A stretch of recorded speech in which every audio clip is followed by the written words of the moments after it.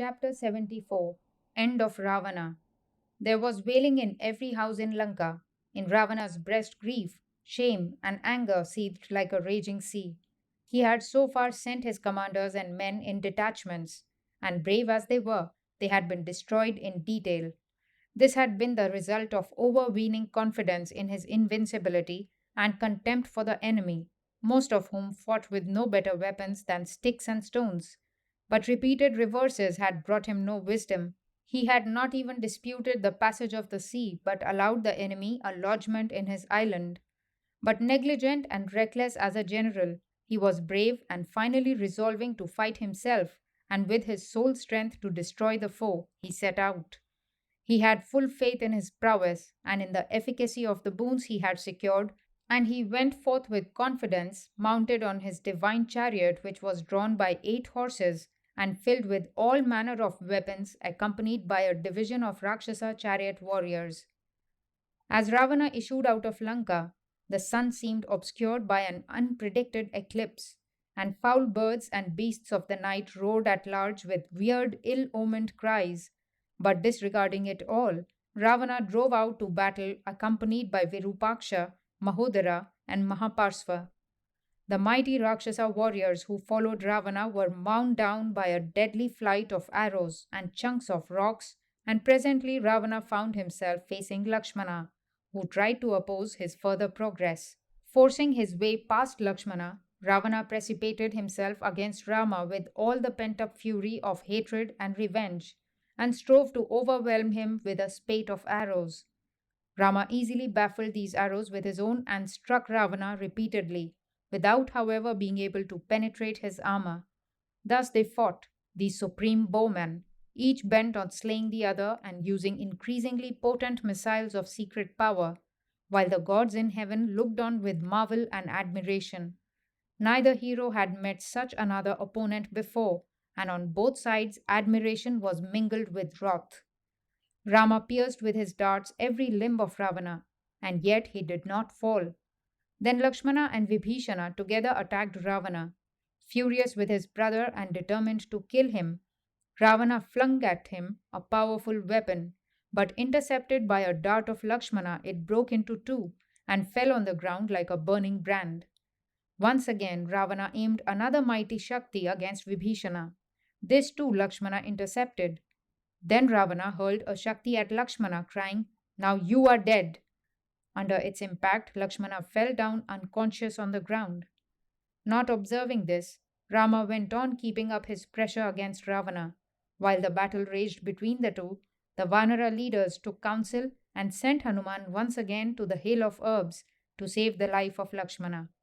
For the second time, Hanuman flew northwards and, not wasting time searching for the plants, returned with the whole mountain. Lakshmana got well again and resumed his part in the battle. Meanwhile, Matali brought his master Indra's chariot to the battlefield for the use of Rama. "Indra, king of gods, has sent this for your use," said Matali.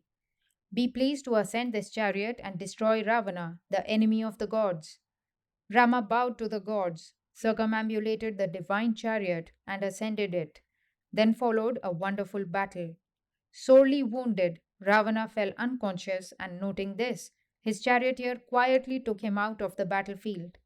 When a little later Ravana recovered consciousness, he was highly wroth with his charioteer for taking him out of the battlefield and insisted on being taken back to face Rama. The grim battle began again. Every astra was met by another. In new and wonderful ways, the two chariots moved and the two warriors fought for a long time, while both armies watched the spectacle with breathless admiration and anxiety. Matali, the charioteer, whispered into Rama's ear, "The Rakshasa's end is approaching. Delay no further. May I remind you of Brahmastra?" Rama uttered the spell and sent the Brahmastra. Though the Rakshasa's 10 heads had often been cut off before, they had grown again and baffled Rama.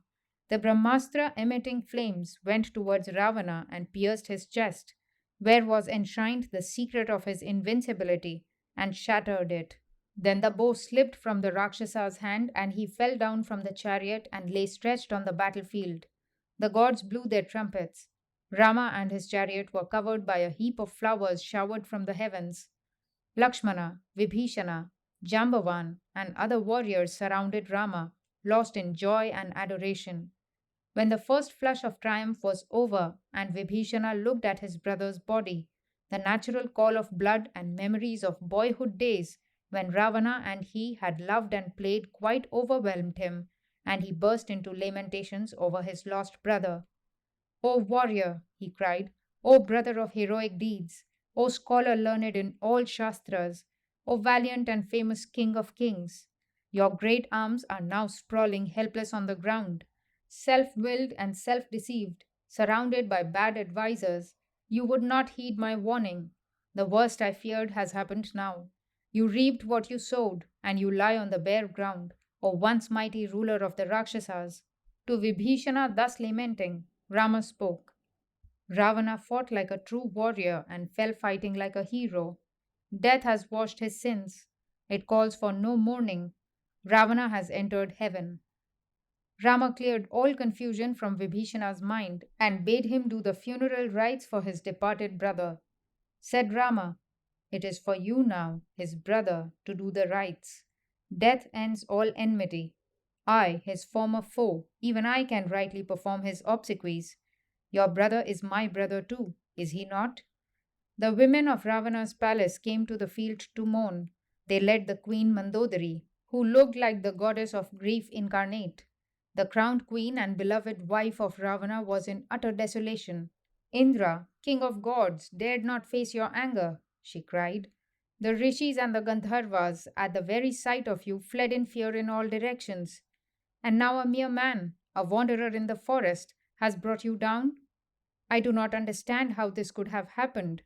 Truly, fate is all powerful. But, Lord, my Lord, I warned you long ago.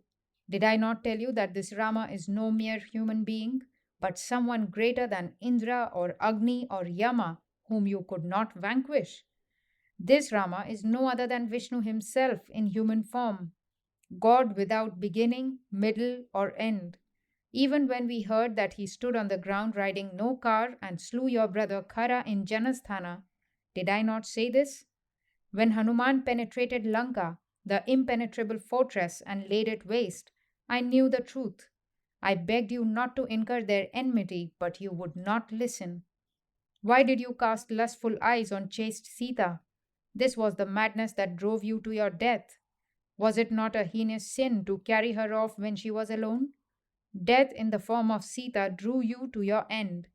Sita and Rama are now reunited and happy after their brief separation. But me and all your race you have thrust forever into the depths of sorrow. Alas, my husband, my lover, you lie dead. Yet how beautiful you look with your body pierced by Rama's darts, covered with blood and dust of battle. What should I do now? I had a lord who was the lord of Lanka. I had a son who had vanquished Indra. They have left me, and I am a mere helpless widow without friends or home. Lamenting thus, Mandodari fell on Ravana's body and lay unconscious.